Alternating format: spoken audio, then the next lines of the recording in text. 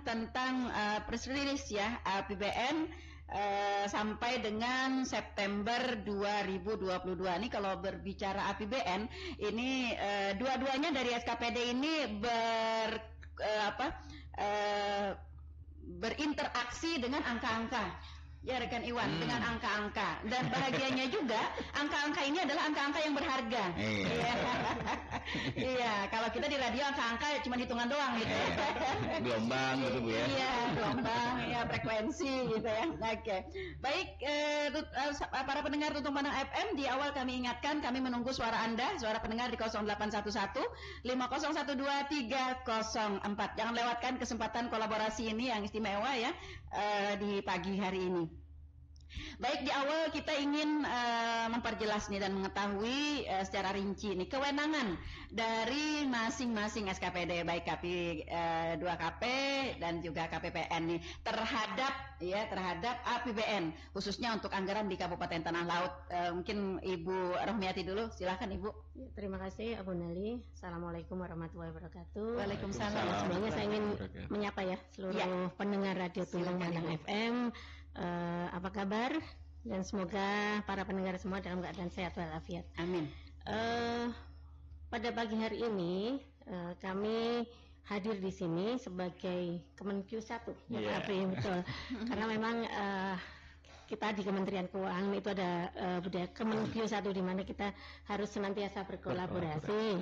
Dalam hal ini kita pagi ini kita akan menyampaikan terkait progres APBN yang ada di Tanah Laut. Nah, di sini KPPN Pelihari mempunyai kewenangan sebagai kuasa bun, yaitu untuk menyalurkan dana APBN dan memastikan bahwa dana yang disalurkan di Kabupaten Tanah Laut ini dapat disalurkan secara profesional oleh para pengelola keuangan dan tepat waktu, tepat sasaran dan tepat jumlah juga. Oke. Iya. Baik. Untuk KP2KP sendiri? Iya, terima kasih Bunda Meli. Assalamualaikum warahmatullahi wabarakatuh, para pendengar, sahabat Tutung Pandang di Kabupaten Tanah Laut. Alhamdulillah kita bisa kolaborasi Bu Adik, Bu Rohmiati, Kepala KPPN dalam rangka memang kita mau menyambut Hari Uang. Hari uang ini hari keuangan. Uang nanti tanggal 30. Membahagiakan sekali kalau didengar.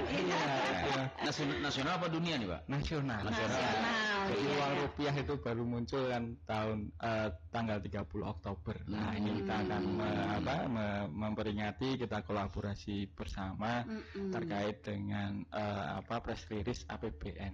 Nah, terkait dengan kewenangan kalau istilahnya kalau di APBN ini kan pasti ada yang nyari uang, ada yang membagi. Nah, kalau KP2KP ini bagiannya belum sampai ke radio. Bagiannya belum sampai. Oke. Kalau KP2KP ini yang memang mempunyai kewenangan untuk menggali atau memperoleh penerimaan pajak. Jadi kita memang tugasnya di kami ini untuk dari sisi untuk penerimaan pajak, itu dari penerimaan negara di APBN. Mungkin itu Bunda Neli. Iya. Nah, ketemu nih titik merahnya ya. Iya, benang merahnya ketemu. Tadi mungkin para pendengar kita juga bertanya-tanya nih di mana nih hubungannya. Ternyata diam-diam punya hubungan erat ya. Iya, di KPPN salah satu fungsinya adalah untuk menyalurkan dana ya Bu ya, menyalurkan dana APBN seperti yang Ibu Rohmiati tadi sampaikan secara profesional, tepat dan juga cepat ya sesuai dengan jadwal. Nah, kemudian di KP2KP adalah menggali dan memperoleh penerimaan pajak gitu ya Pak ya. Iya, nah seperti itu ya. Baik, untuk tahun 2022 ya. 2022 nih. Nah, penerimaan pajak bidang-bidang apa saja nih yang bisa kita expose di pagi hari ini nih Pak? Ya, terima kasih Bunda Neli. Ini kalau kita lihat dari kelompok pajak, penerimaan pajak ini dari Januari sampai dengan September ini kita bagi ada 4 kelompok nih, kelompok pajak, yaitu ada pajak penghasilan, ada PPN, ada PBB dan pajak lainnya. Kalau dilihat dari perkembangan dari Januari sampai September ini, alhamdulillah ini kabar baik buat kita. Karena penerimaan pajak di tahun ini sangat menggembirakan.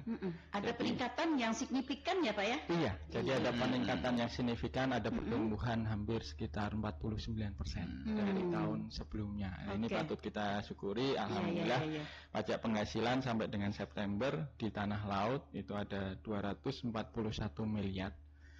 PPN 203 miliar, 13 miliar, dan PBB 32 miliar, dan pajak lainnya 51 juta. Nah ini alhamdulillah.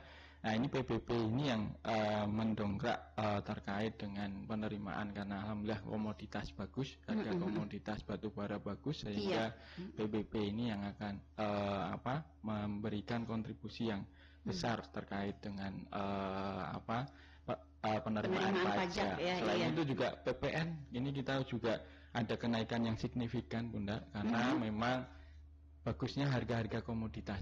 Jadi harga-harga komoditas ini di tanah laut ini kan didukung oleh komoditas ya, baik perkebunan maupun pertambangan. Nah ini yang mendongkrak dari penerimaan. Alhamdulillah patut kita syukuri dan terima kasih kepada wajib pajak di Kabupaten Tanah Laut. Iya, artinya seiring dengan naiknya harga-harga kebutuhan hidup ya dari masyarakat kita, ternyata implementasinya juga bagus untuk kenaikan dari sektor pajak gitu ya. Iya. Jadi artinya yang dikeluhkan masyarakat nih karena semuanya pada naik, katanya kemarin cuma pisang Pak yang turun. Iya, karena ada pisang menurun katanya.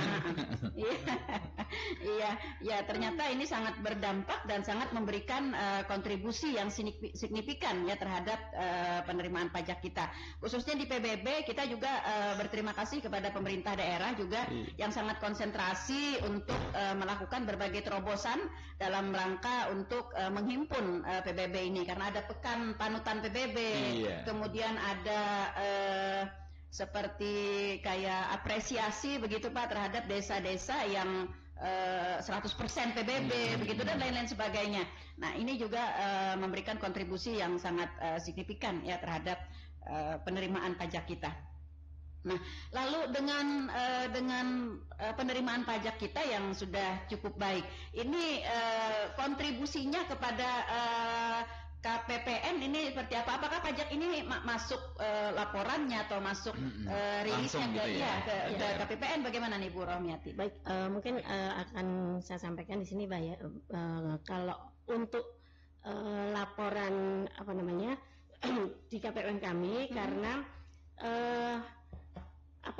pengadministrasian penerimaan pajak di Kabupaten Tanah Laut itu tidak diadministrasikan di KPPN Bahari, karena diadministrasikan di KPP yang kebetulan tidak menjadi wilayah kerja kami. Jadi memang kalau kita melihat dari e-account APBN di Tanah Laut itu tidak tergambar. Namun demikian bukan berarti di Tanah Laut tidak ada penerimaan perpajakan, tapi kan nanti diadministrasikannya di KPPN lain, KPPN Banjarmasin itu ada dua kantor pajak, yaitu KPP Madya dan KPP Pratama.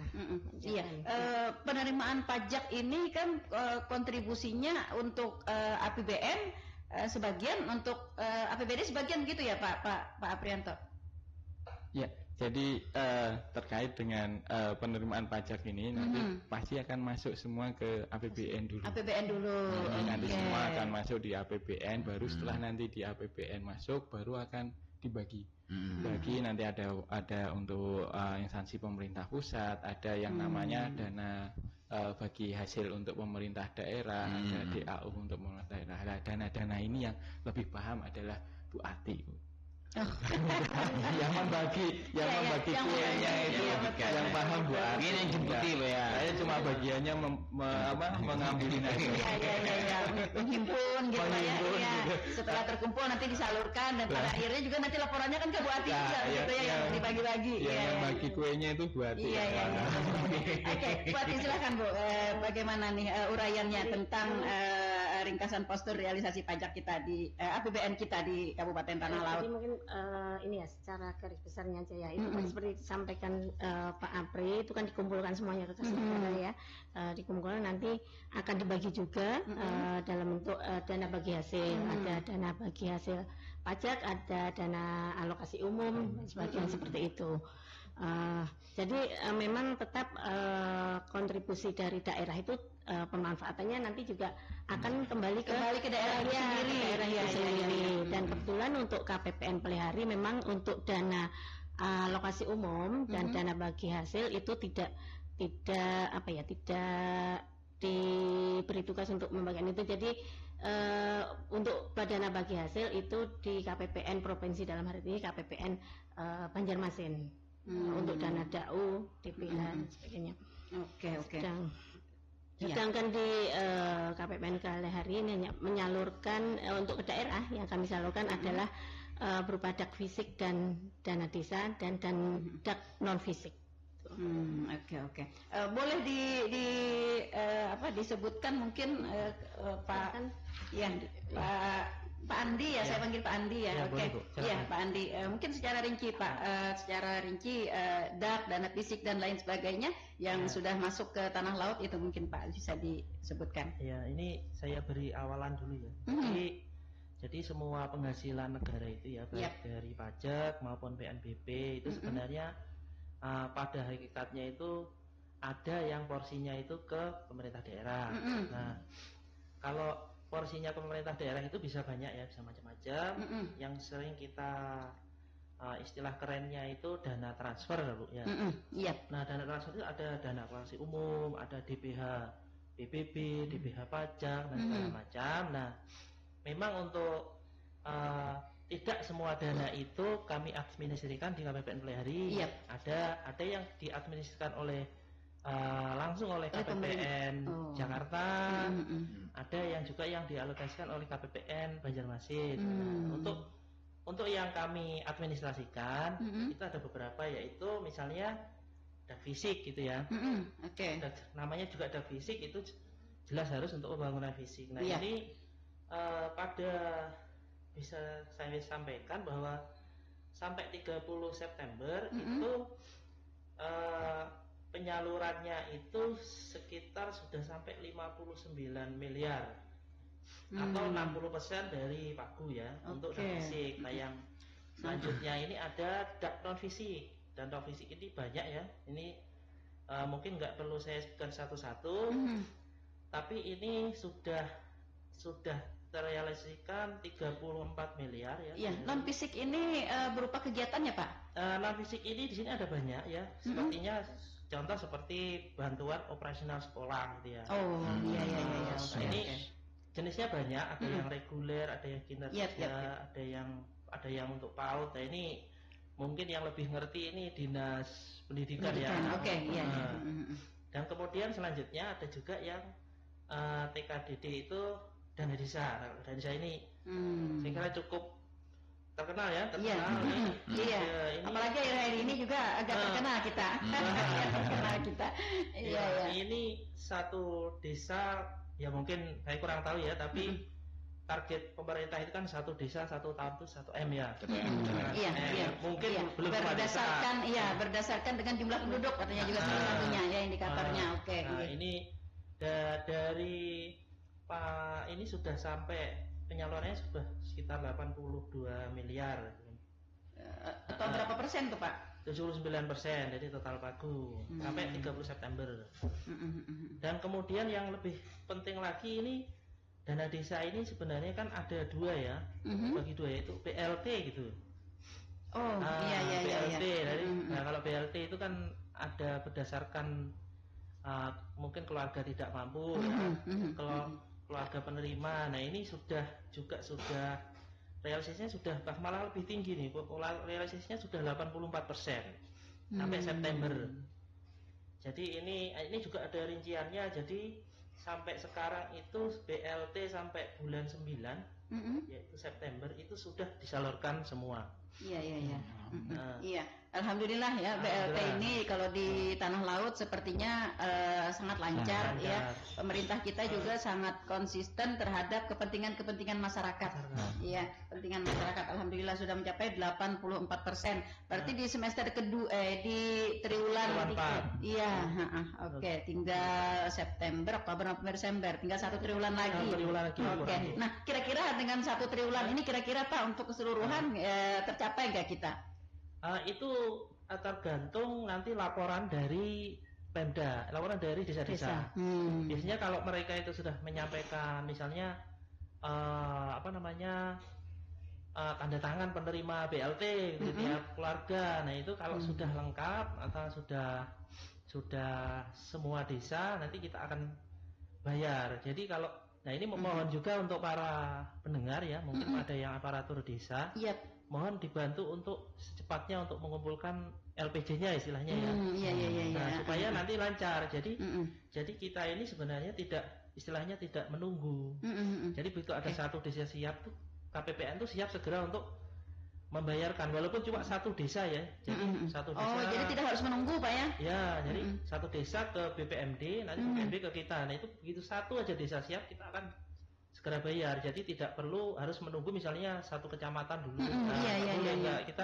Kita selalu siap untuk melayani permintaan itu walaupun cuma satu desa, 2 desa kita siap gitu, Bu. Iya. Jadi ini prosedurnya Pak untuk kegiatan baik dari fisik, non fisik dengan PKDD juga. Ini apakah prosedurnya sistem ganti uang gitu ya, artinya SPJ masuk baru akan direalisasi begitu, atau ada uang muka atau bagaimana? Nah, ini kalau prosedurnya atau permintaannya itu beda-beda ya. Kalau fisik itu khusus untuk mungkin sekarang ini sudah mulai tahap 3 ya, istilah kami tahap 3. Nah, kalau tahap 3 itu berarti harus ada LPJ, istilahnya pertanggungjawaban itu dari tahap 2-nya. Nah, misalnya contoh contoh itu harus sudah digunakan, seingat saya itu tahap 2-nya itu misalnya sudah 70% atau 80%. Nah, itu baru kita bisa membayar. Nah, untuk dana desa, dana desa juga tahapnya kan 3. Dana desa maksudnya yang non BLT ya. Nah, itu ada 3 tahap, itu sama juga. Jadi secara teknis persyaratan banyak ya, tapi yang saya ingat itu misalnya dana desa itu sudah mencapai misalnya 50% ke atas. Nah, itu baru boleh ada nanti tahap 3 dana desa itu kita bayarkan. Nanti tahapan. Jadi rata-rata 3 tahap. Nah, kalau BLT memang beda. Kalau BLT itu modelnya pertanggungjawabannya itu 3 bulanan. Jadi saya jelaskan ya. Jadi BLT itu kan dibayar itu sebenarnya setiap bulan.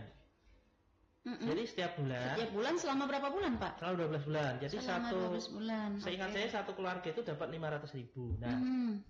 Nah, tapi karena kalau dibayar 1 bulan itu juga repot, jadi kita bayarnya 3 bulanan, Bu. Oh, iya. Jadi begitu kita bayar ke desa itu per 3 bulan. Rekening desa itu sudah mencakup 3 bulan. Nah, otomatis karena ini 3 bulanan, otomatis SPJ-nya juga harus lengkap 3 bulan. Jadi misalnya ada yang SPJ-nya itu baru 1 bulan, nah itu kita nggak bisa mencairkan. Tapi begitu sudah 3 bulan, nanti kita kasih 3 bulan lagi untuk triwulan 4 begitu. Jadi nggak kalau mungkin 2 tahun yang lalu itu ya, itu bulanan. Jadi kerepotan iya. Apalagi karena tidak terasa kayaknya ya, 1 bulan gitu tidak terasa gitu ya. Dan pasti ya masyarakat kita ketika itu berbicara soal angka-angka gitu ya, pengennya gercep ya. Iya, kalau istilahnya milenial nih gercep ya, gerak cepat. Jadi harus cepat begitu. Iya, dan keuntungannya juga Pak ketika kita membayarkan per triwulan, artinya kan dana yang diterima oleh masyarakat itu terhimpun begitu, artinya dapat dimanfaatkan mungkin kepada hal-hal yang lebih vital lah seperti itu ya, karena lebih banyak. Nah, Kalau sedikit kan, kalau tiap bulan mungkin tidak terasa gitu ya. Iya. habis ke dapur jar acil Pak. Iya, tapi kalau 3 bulan kan jadi bisa digunakan kepada yang lebih baik lagi. Nah, kalau gambarannya nih Pak, untuk 2021 dengan 2022 kenaikan dari APBN kita untuk Kabupaten Tanah Laut seberapa besar Pak? Kalau kita lihat di sini ya, sebentar, ini untuk tahun 2021 itu memang ada penurunan sedikit tuh.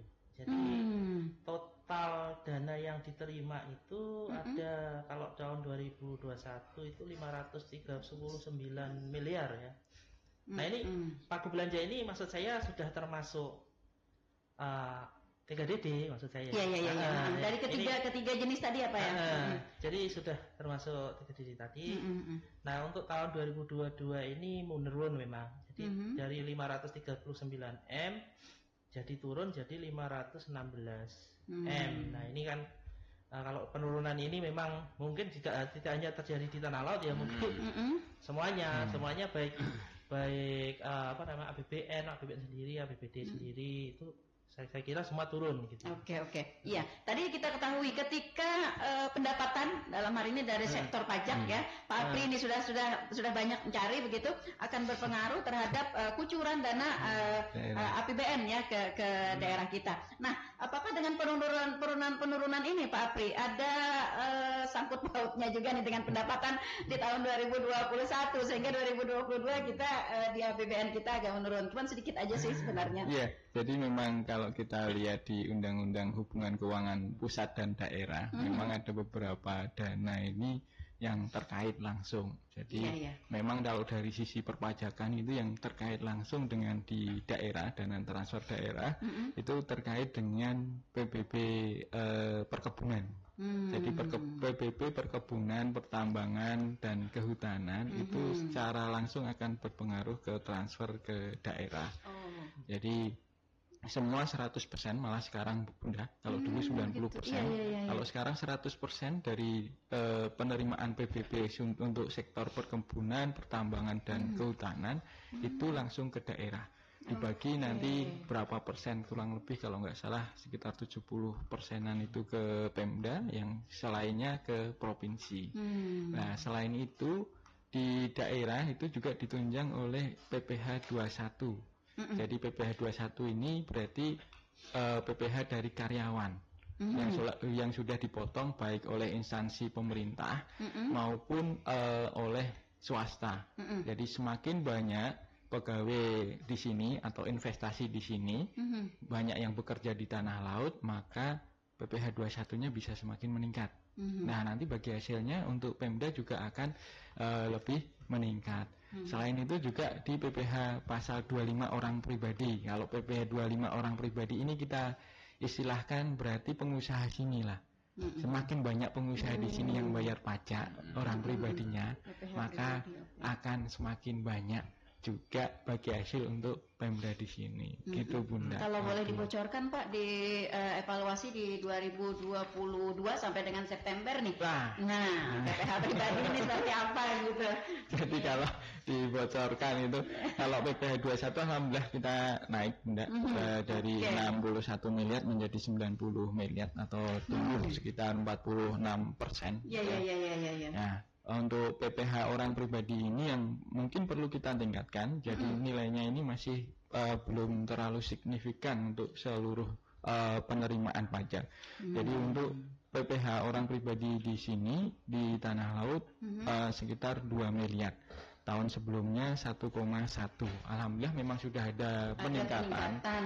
Namun kita perlu tingkatkan lagi kontribusinya terkait dengan PPh 25 orang pribadi ini, Bunda. Ya, ini sesuai dengan target apa atau bagaimana nih Pak? Kalau sesuai dengan target masih sesuai dengan target. Cuma kalau kita ingin dana bagi hasil ke daerah ini lebih tinggi, maka PPh pajak penghasilan yang perlu kita genjot yaitu terkait dengan PPh pasal 21, PPh pasal 25. Nah, PPh pasal 21 ini kita genjot dari mana? Dari investasi. Semakin banyak pabrik, semakin banyak investasi yang ada di tanah laut, otomatis akan membuat lapangan pekerjaan tumbuh. Iya.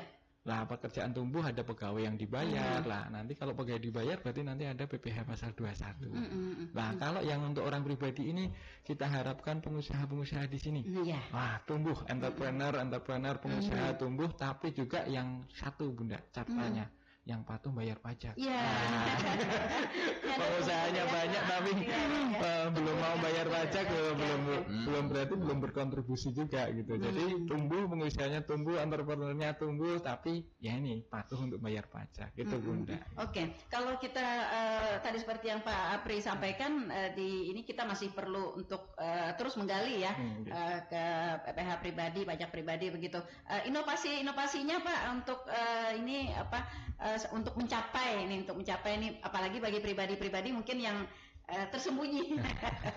Iya, ini seperti apa nanti Pak? Ya, inovasinya kalau dari perpajakan ini kemarin kita dari sisi regulasi sudah kita sudah mencoba, namanya ada undang-undang HPP, dulu kita udah Januari sampai Juni kita udah program pengungkapan sukarela, kita udah dengungkan, udah banyak yang wajib pajak yang ikut gitu kan. Selain itu kita dari Direktorat Jenderal Pajak sudah mempersiapkan sistem, namanya sistem inti administrasi perpajakan. Nah dengan sistem ini nanti semuanya mulai terhubung, dimulai dari pembenahan NPWP menjadi NIK. Nah, NIK menjadi NPWP. Dimulai dari situ. Betul. Jadi nanti akan tercover semuanya ya Pak ya. Iya. Jadi tidak ada lagi yang bisa bersembunyi di balik. Iya. Oke. Ini Pak, saya baru ingat tadi berbicara soal NPWP. Ini ada tadi teman yang nitip Pak tentang NPWP. Nah, apakah benar ya atau mitos ini bahwa NPWP yang kita punya, yang kita bikin itu ada kontribusi untuk pajaknya. Jadi meskipun itu misalnya tidak digunakan atau hanya untuk sesuatu persyaratan, Pak. Iya, jadi gini Bunda, NPWP ini memang pertama menjadi syarat ya untuk menjadi memenuhi kewajiban perpajakan. Namun di dalam memenuhi kewajiban perpajakan ini ada batasan-batasannya. Jadi tidak semua wajib pajak itu membayar pajak. Nah, makanya di istilahnya kalau untuk pegawai itu ada penghasilan tidak kena pajak. Kalau memang masih di bawah PTKP penghasilan tidak kena pajak, maka tidak ada pajak yang harus dibayar. Nah, ini untuk karyawan. Kalau untuk yang pengusaha sekarang, kalau usahanya itu UMKM dan itu masih di bawah 500 juta omsetnya, itu juga 1 tahun ya 1 tahun itu tidak kena pajak. Baru nanti yang lebih dari 500 juta itu baru kena pajak. Namun wajib pajak masih harus perlu tetap lapor. Karena sistem perpajakan kita adalah self-assessment, kami akan tahu kalau wajib pajak udah lapor. Yang penting lapor. Kalau saya omsetnya menurun, masih 300 juta, berarti tidak kena pajak, hanya lapor saja Bunda. Gitu. Jadi belum tentu semuanya yang punya NPWP itu harus bayar pajak, belum tentu Bunda. Lalu kalau misalnya NPWP itu ada administrasi, nah kalau kayak ATM kan ada administrasi, nah ada juga yang beranggapan nih benar atau mitos kan? Mitos, ya. Jadi pertama ini kami sampaikan ke masyarakat bahwa semua layanan perpajakan itu gratis. Nah itu dia ya, ini perlu digarisbawahi. Jadi semua layanan perpajakan itu gratis, tidak ada yang bayar. Kalau mau nyetak NPWP juga gratis.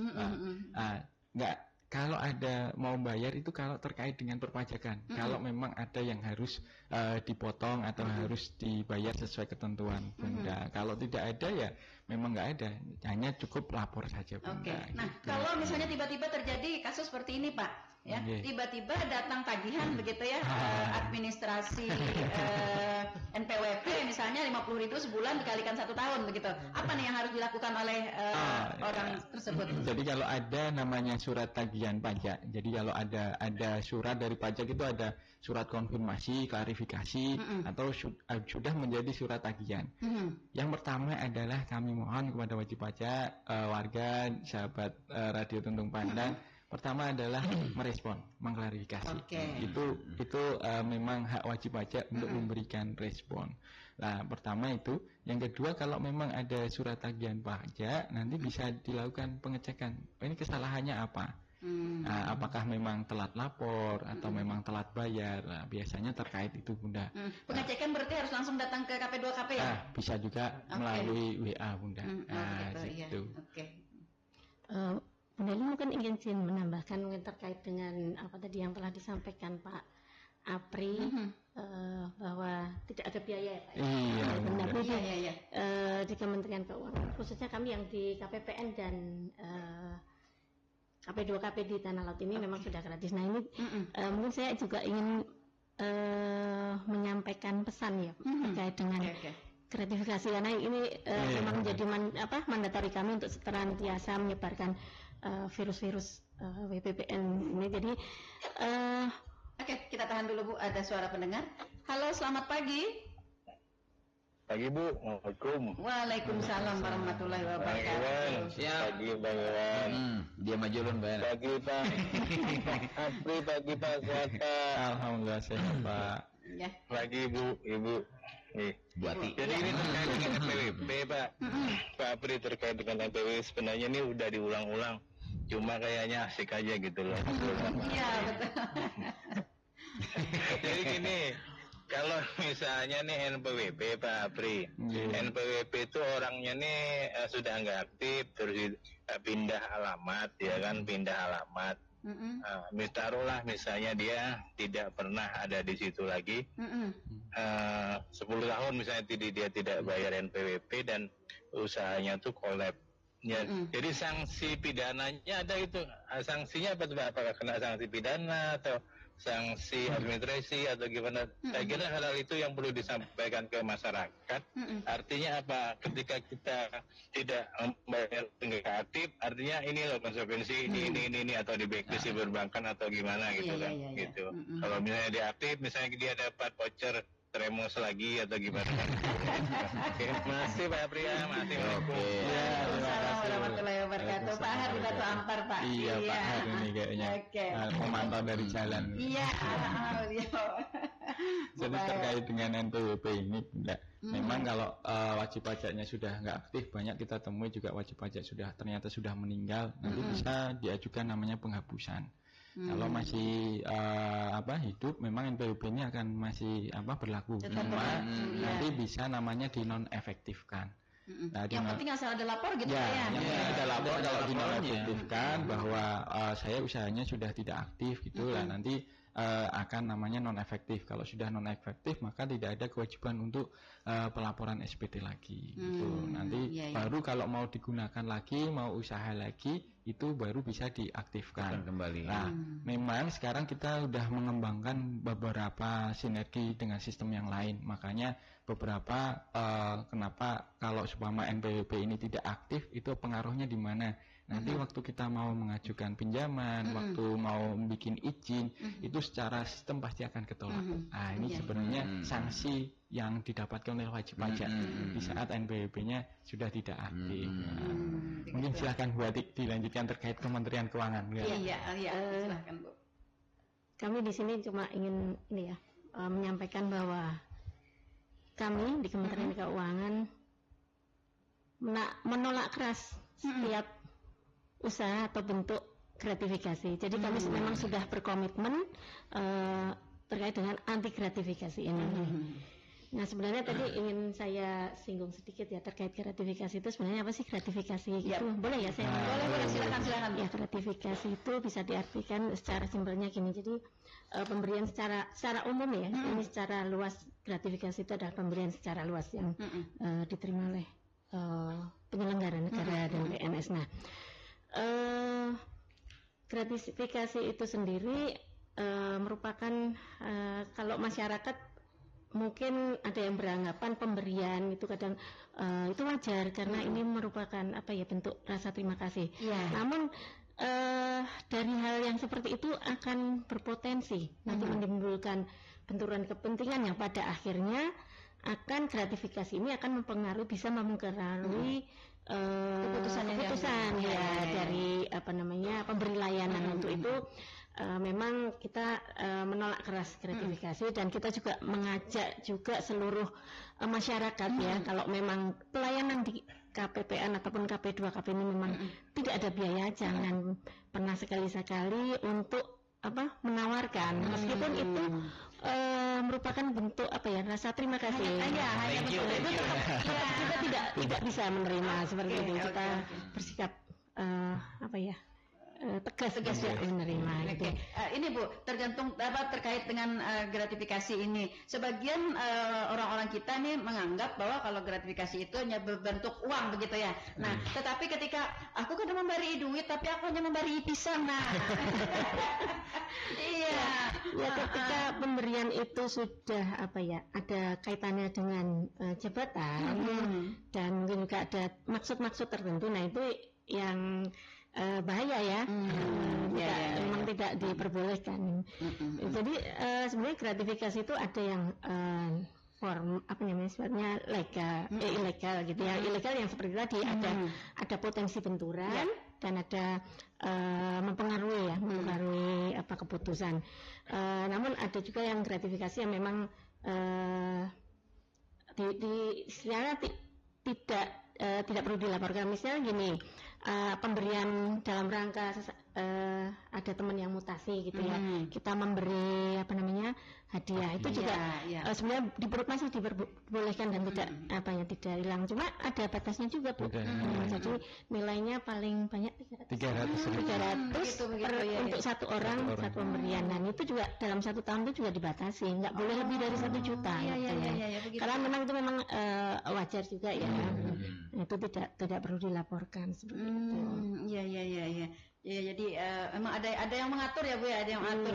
Ini perlu juga dipahami ya oleh para pendengar masyarakat Kabupaten Tanah Laut ya, untuk urusan ya ke KP2KP, kemudian urusan ke KPPN ya.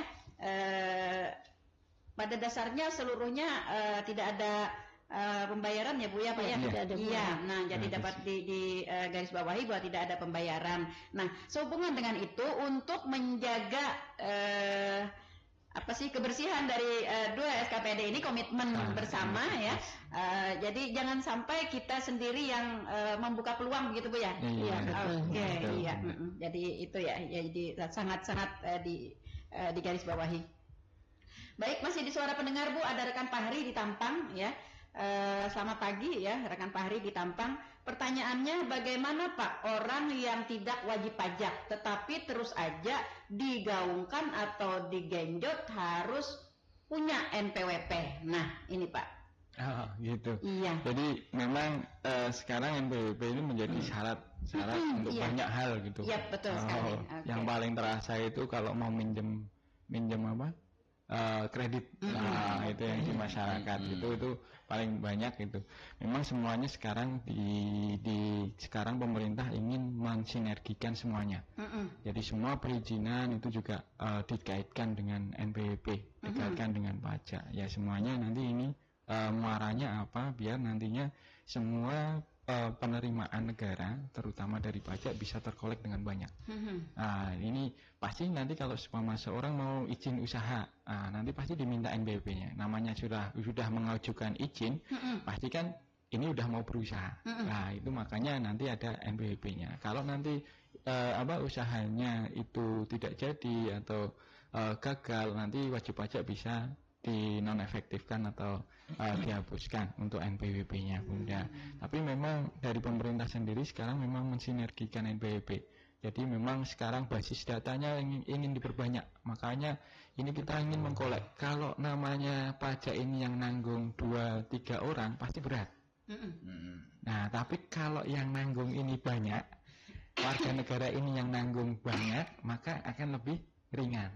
Nah, ini yang diharapkan. Namanya istilahnya gotong royong. Nah, gotong royong ini kalau yang ngangkat ini semakin banyak, nah ini kan semakin ringan. Nah, ini yang diharapkan nantinya. Makanya basis perpajakan ini akan semakin lama semakin diperbanyak. Memang kita kerjasama dengan banyak hal, termasuk kemarin sempat dibahas juga di DPRD. Orang mau nelayan, mau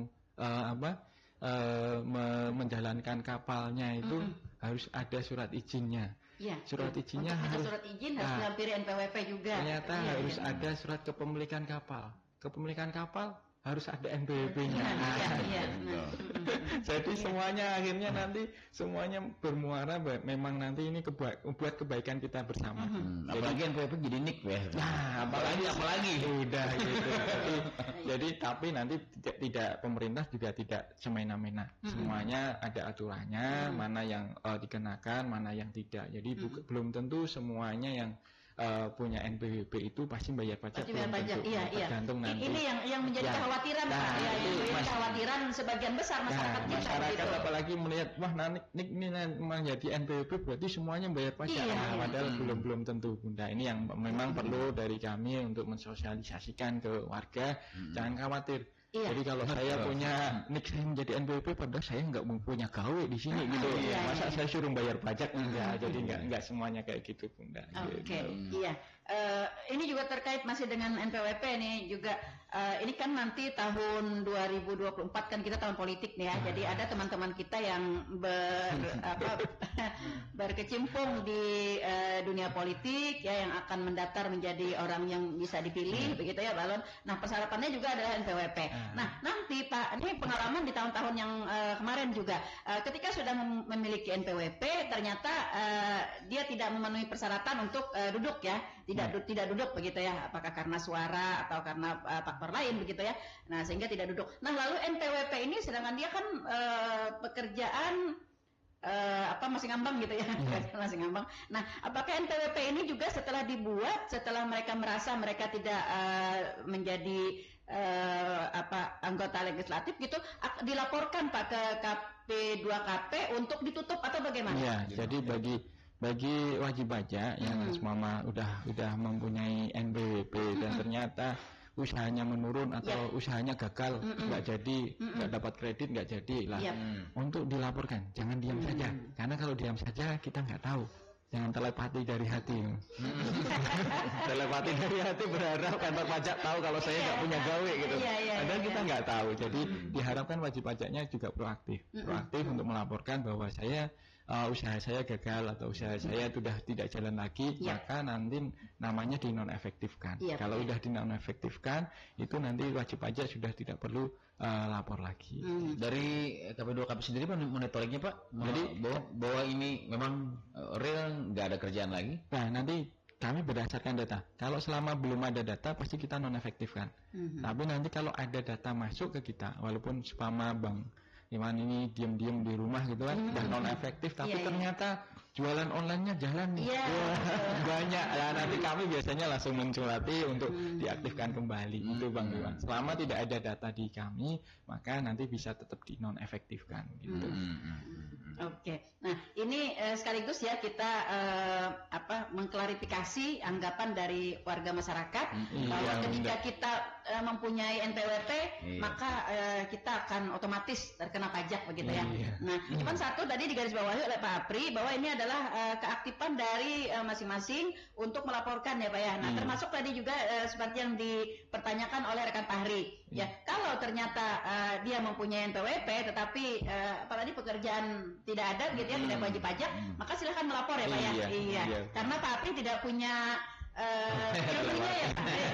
Tidak punya ilmunya kebatinan. Iya. Oke, baik. Kita ke Bu Ati. Bu, yang patut kita garis bawahi nih untuk penyaluran atau realisasi dari APBN Kabupaten Tanah Laut di tahun 2022 ini di sektor mana nih Bu? Di sektor mana maksudnya? Mana Bu?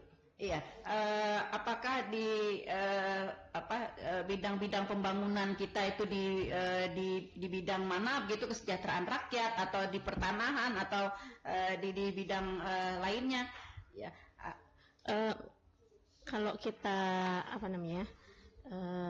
bisa sampaikan kalau dan yang kita salurkan ini kan kesatuan kerja dari kementerian itu berbagai berbagai sektor ataupun berbagai berbagai bidang ya, ada pendidikan dan sebagainya. Ini itu yang kita salurkan itu memang untuk menggerakkan atau membiayai semua kegiatan yang ada di satuan kerja di berbagai bidang. Nah ini jadi kita tidak hanya satu bidang yang difokuskan. Jadi semua bidang. Nah ini tercermin dari belanja yang disalurkan di satuan kerja itu ada belanja pegawai, belanja barang dan belanja modal. Nah, untuk belanja pegawai ini kan untuk membiayai gaji pegawai, perjalanan dinas ya. Untuk belanja barang sendiri itu untuk operasional, non operasional dari satuan kerja yang menerima dana DIPA, dan untuk belanja modal itu untuk belanja yang menghasilkan aset. Nah ini semuanya memiliki target-target tertentu ya, sampai dengan misalnya sampai bulan September itu belanja pegawai harus berapa Pak? 70 ya? Untuk triwulan 3 belanja pegawai harus minimal 75 untuk belanja modal ya, beda lagi gitu. Nah itu dari target-target yang sudah ditetapkan ini diharapkan bisa tercapai, karena kenapa? Kalau target ini realisasi tercapai, otomatis harusnya output dari belanja ini harusnya tercapai juga, dan dari output ini tentunya ini yang bisa memberikan manfaat kepada seluruh masyarakat, misalnya dalam hal pelayanan bisa lebih lancar dan seterusnya, seperti itu Bu. Oke. Nah itu yang ingin saya kejar tadi Bu. Kalau misalnya ke belanja pegawai tentu akan mudah ya Pak untuk mencapai target ya, karena ini kan pasti digenjot gitu. Nah, lalu untuk ke belanja modal ya, belanja operasional juga. Nah, ini bagaimana presentasinya dengan target dan realisasi? Kalau untuk belanja modal sendiri di triwulan 3 ini sudah tercapai sebentar ya. Karena yang sering terkendala kan di belanja modal ini ada faktor-faktor dari luar ya, ada faktor-faktor pihak ketiga biasanya juga yang akan memperlambat. Jadi bisa saya tambahkan ya, kalau untuk belanja modal itu kan seharusnya itu kan kontrak ya, ada kontraknya. Nah ini mungkin penyakit di Republik ini atau gimana ya? Nah itu dia. Pengadaannya itu tidak di awal tahun, jadi pengadaan itu mungkin baru jalan di bulan mungkin Maret, April ya biasanya. Iya. Nah ini juga mengganggu. Jadi kami juga yang menyalurkan ke Satker yang APBN, yang punya alokasi APBN itu juga sama. Nah khusus untuk dak fisik ya, dak fisik ini kan istilahnya masuk ke APBD. Nah ini tolong juga para SKPD, para OPD ini untuk menyegerakan kontrak pengadaan barang jasa, karena ini dak fisik, yang namanya fisik ya pasti menghasilkan barang, istilahnya ya ada modalnya gitu, istilahnya ada bentuk barangnya, misalnya untuk pembangunan atau apa. Nah ini kalau memang, nah ini pemerintah pusat juga ketat Bu ya, jadi kalau nanti istilahnya itu laporannya nggak lengkap ataupun outputnya tidak tercapai, itu otomatis juga nanti tahap 3-nya bisa jadi tidak akan dibayar. Jadi cuma tahap 2 saja. Nah ini bermasalah juga nanti tahun depannya nanti dievaluasi lagi, jangan-jangan memang nanti di jenjang yang di atas, di level Kementerian Keuangan nanti nganggapnya jangan-jangan memang Pemda ini nggak butuh gitu. Nah ini yang bahaya. Nah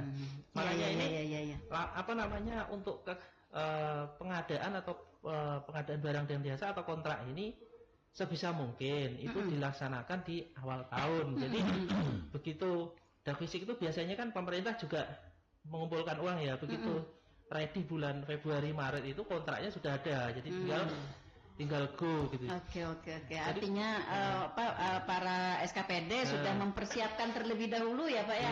Artinya kelengkapannya begitu. Iya, sehingga nanti akan mempercepat juga untuk peng-SPJ-annya. Iya, apalagi untuk tahap 1 itu setahu saya itu tidak perlu SKPD itu tidak perlu menyampaikan kontrak. Nah, enggak, kontraknya itu belakangan di tahap 2 gitu. Nah, kalau tahap 1 itu kayak uang muka gitu, Bu. Iya. Jadi harusnya itu walaupun itu pengadaannya misalnya PBJ-nya itu masih jalan, tapi diperkirakan memang bakal ada kegiatannya.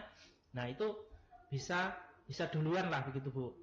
Jadi nggak perlu PBJ-nya itu istilahnya nggak perlu sampai semua kontrak lengkap dulu gitu ya. Baru kemudian baru minta uangnya ya, kalau begitu nanti bisa terlambat gitu.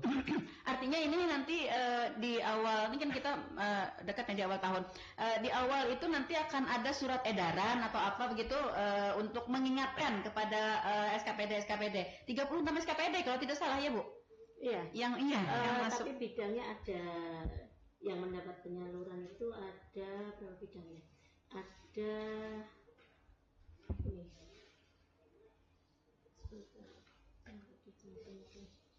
Sekitar 12 bidang kalau nggak salah. Oh, ini dokumennya nggak ada ya.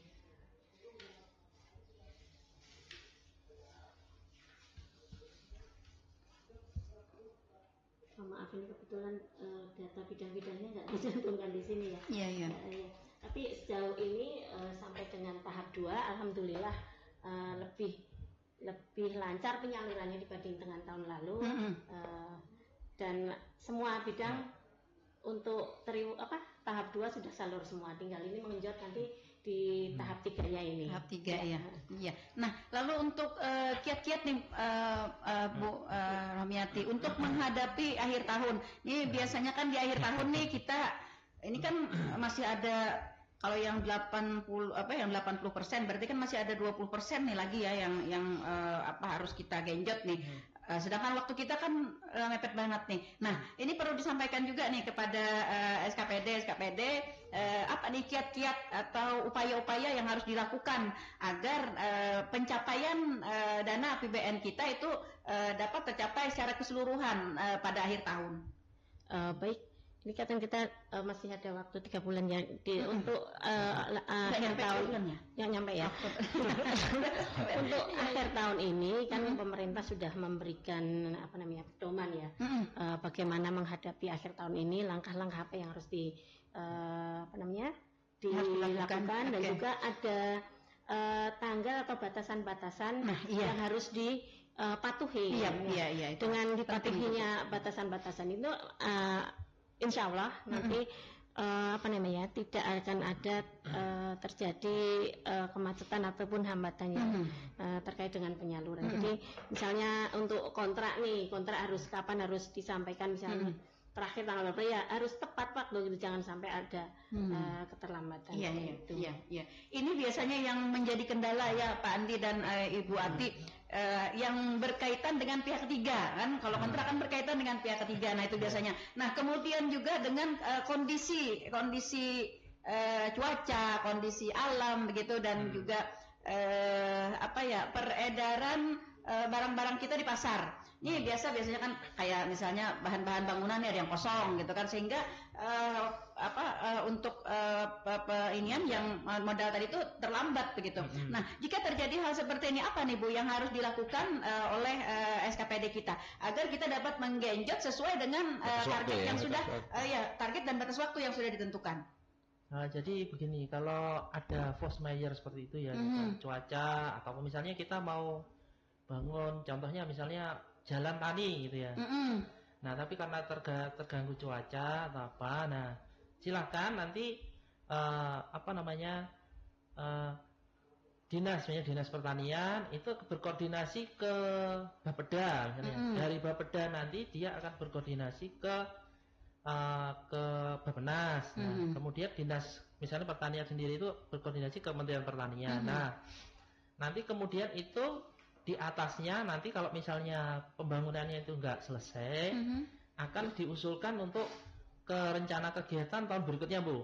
Nah, jadi walaupun istilahnya itu dananya misalnya dak fisiknya itu sudah ada di RKUD, tapi masih sisa, nah itu diperbolehkan untuk dilanjutkan di tahun depan, tapi tentu saja dengan lapor ke Kementerian Pertanian dan ke Bappenas ke atasnya begitu Bu. Nah, kalau untuk SKPD ya, nah kalau untuk Satker APBN, nah itu ada misalnya ada kontrak yang nggak selesai ya, nggak selesai tahun ini, nah itu harus lapor ke Kementerian Pusat. Misalnya dari Politeknik Negeri Tanah Laut misal itu dia harus lapor ke Kementerian Pendidikan di Jakarta, nanti dananya itu bisa untuk dimasukkan ke tahun 2023 gitu. Jadi dia itu masuk. Tapi pasti ya Pak ya 2023 jangan-jangan nanti 2023 nanti anggaran itu akan ada bargaining lagi gitu. Kalau bargaining itu pasti ada di DPR sana pasti ada. Tapi istilahnya itu kalau nggak lapor ya pasti nggak dapat. Tapi kalau lapor kemungkinan dapat. Oke. Nah ini juga sebuah peringatan dan catatan ya Pak ya untuk para SKPD ya untuk dapat memenuhi ya persyaratan agar karena nanti kalau dianggarkan di 2023 ini kan antara masih abu-abu gitu ya masih abu-abu jadi antara ya dan tidak gitu ya jadi lebih baik kita menggenjot dari sekarang mumpung masih ada waktu ya masih ada waktu di kurang lebih 2 bulanan. Kalau Desember Bu kita batas akhirnya kapan tanggalnya? Tanggal terakhir itu tanggal final itu 23 Desember itu sudah istilahnya kalau lewat itu sudah kita nggak bisa lagi untuk bayar lah istilahnya termasuk kalau untuk ambrahan itu masuknya terakhir. Iya terakhir. Nah kalau untuk itu yang fisik itu seingat saya lebih lama lagi tapi juga sekitar tanggal 25 jadi cuma selisih 2 hari jadi jadi kalau lewat dari itu takutnya ya nggak terbayar walaupun ada mekanisme tertentu untuk lanjut tahun depan tapi itu menyusahkan lah itu. Iya betul sekali iya. Menjadi perhatian juga ya bagi para SKPD. Jadi jangan dihitung tanggal 31-nya ya Pak ya. Oh jangan aduh. Dihitungnya ini maksimal tanggal 25 ya. Iya betul. Ini maksimal banget nih. Maksimal sekali. Sudah limit ya. Ini pun sudah kalau ibarat orang sudah gugup ya Pak ya, sudah batas akhir banget di sini. Ya, jadi kita berharap kepada SKPD yang menggunakan dana APBN ya untuk berupaya dari sekarang ya kita mencapai target sehingga jadwal dan jumlah ya serta target yang sudah ditetapkan itu dapat tercapai dengan baik ya.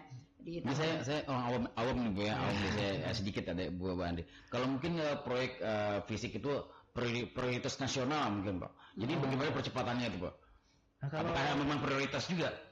Nah kalau prioritas nasional itu sama, jadi yang namanya prioritas nasional itu dananya itu tidak akan kemana-mana. Gitu. Jadi tetap di situ walaupun harus lanjut tahun depan. Gitu. Kalau misalnya itu kan sekarang ada PSN ini ya, proyek strategis nasional itu di BPTU situ itu ada. Nah itu juga mereka kesulitan untuk merealisasikan, tapi dananya itu tetap di situ. Jadi bisa jadi itu nanti lanjut tahun depan, atau mungkin tahun ini itu dikurangi begitu. Jadi di tahun ini sudah dikurangi supaya sesuai kebutuhan tahun ini gitu. Tapi bisa jadi kemungkinan itu dilanjut tahun depan. Itu namanya PSN ya, proyek strategi nasional itu ada satu di BPTU di situ. Artinya prosedurnya baik itu pembayaran, baik itu peng-SPJ-an dan lain sebagainya artinya sama gitu ya. Sama, enggak ada perbedaan. Iya, artinya meskipun itu adalah proyek atau strategi nasional, ya tetap berada pada prosedur yang sudah ditentukan gitu Pak ya. Iya, betul. Iya. Sama saja ya. Iya. Jangan merasa nih akan ada prioritas gitu. Akan ada Oke, baik. Para pendengar setia Radio Tuntung Panang FM ya dimanapun Anda berada, pagi hari ini kayaknya waktu kebersamaan kita ternyata tidak terasa ya. Kita bincang-bincang apalagi kalau masalah pendapatan ya, dan pemberian Angka-angka. yang kaitan dengan angka-angka nih rasanya sangat bersemangat ya kita, dan banyak sekali memang hal-hal yang harus kita perbincangkan. Baik, di akhir mungkin sekaligus closing dari Ibu Rohmiati, silahkan dulu Bu. Baik, terima kasih Bu Nelly. Mungkin sedikit saya akan memberikan kesimpulan ya, bukan kesimpulannya, closing. Bahwa APBN itu sangat dipengaruhi juga dari penerimaan perpajakan. Jadi merupakan salah satu sumber pendapatan APBN-nya. Untuk itu partisipasi ataupun kesadaran peran serta masyarakat ini sangatlah penting. Jadi kesadaran masyarakat untuk membayar pajak itu sangat berarti sekali bagi APBN. Dan kalau dari sisi belanja, profesionalisme dari para pengelola keuangan sangatlah dibutuhkan agar belanja yang sudah dianggarkan bisa terrealisasi dengan lancar, sehingga output yang sudah ditargetkan bisa tercapai, pada akhirnya manfaatnya bisa dirasakan oleh seluruh masyarakat. Dan yang saya pesankan atau saya garis bawahi di sini adalah bahwa integritas para pengelola keuangan itu sangatlah penting dalam mengelola APBN.